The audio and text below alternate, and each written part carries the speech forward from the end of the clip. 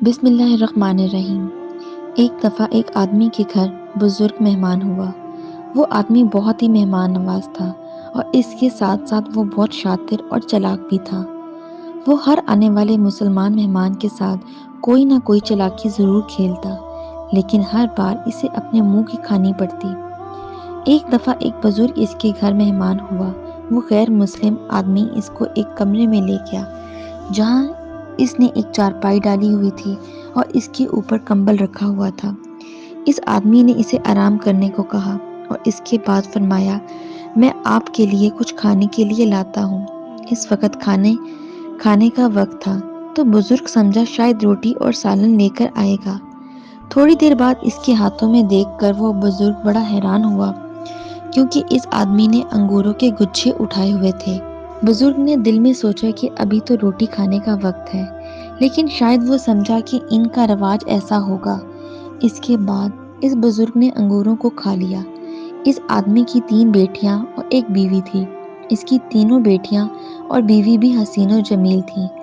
تھوڑی دیر بعد وہ پھر یہودی مسلمان کے پاس آیا اور شراب کا ایک پیالہ پیش کیا اور اس بزرگ کو کہا کہ آپ اسے پی لیں۔ تو بزرگ نے کہا کہ میں مسلمان ہوں اور شراب میرے اوپر حرام ہے۔ تو اس آدمی نے طنزیہ ہنستے ہوئے بزرگ کو کہا کہ حضور، جو آپ نے انگور کھائے ہیں، یہ شراب بھی تو انہی انگوروں سے بنا ہوا ہے۔ یہ سن کر بزرگ مسکرا کر بولا، تیرے گھر میں کتنے افراد موجود ہیں؟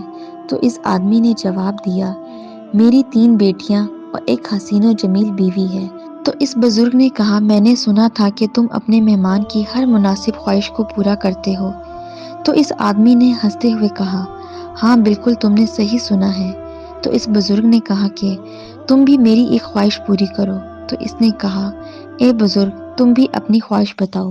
تو بزرگ نے کہا، تم اسی وقت اپنی بیوی کو کمرے میں لے جاؤ اور اس کے ساتھ ہم بستری کرو۔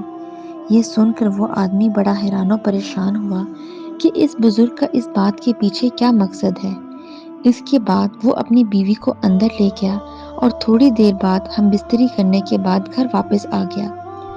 اس کے بعد اس بزرگ نے کہا کہ اپنی بڑی بیٹی کو اندر لے جاؤ اور اس کے ساتھ بھی زنا کرو۔ تو اس آدمی کو بڑا غصہ ہوا کہ یہ بزرگ کیا کہہ رہا ہے۔ پھر اس بزرگ نے کہا کہ یہ تمہاری بیٹی بھی تو تیری بیوی کی پیٹ سے جنم لیا ہے اور اب اس سے زنا کرنے سے کیوں گھبرا رہے ہو؟ تو اس وقت اس آدمی کو بزرگ کی بات سمجھ میں آئی اور اس بزرگ کی عقل مندی سے بڑا متاثر ہوا اور اس کے بعد بزرگ کو بڑے عزت و احترام کے ساتھ اپنے گھر سے رخصت کیا۔